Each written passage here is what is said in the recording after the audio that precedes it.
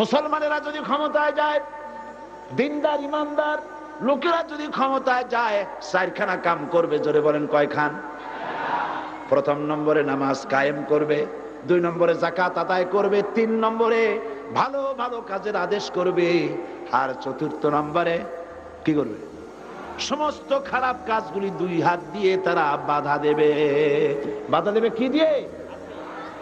হ্যাঁ, এইবার দেখা যাচ্ছে কয়েকজনে বলছে, বেশি লোকে ভয় পাইছে। বাধা দেবে কি দিয়ে? হ্যাঁ, এই 2 হাত দিয়ে বাধা দিতে হবে। এই কথাটা কে বলেছেন? না না, আল্লাহ বলেন না। আন্দাজে মারলে হইব নাকি? বুঝে শুনে জবাব দিতে হবে।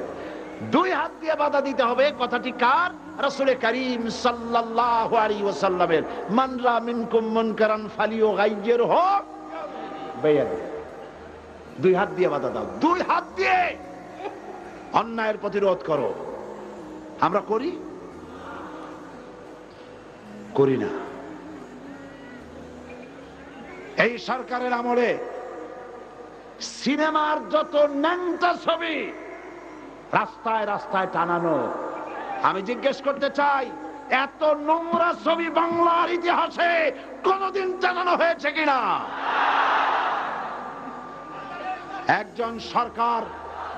একটা সরকার প্রধান নারী, একজন নারী সরকার প্রধান, আর তার সময় নারীরা সবচাইতে বেশি লাঞ্ছিত আর ধর্ষিতা হলো।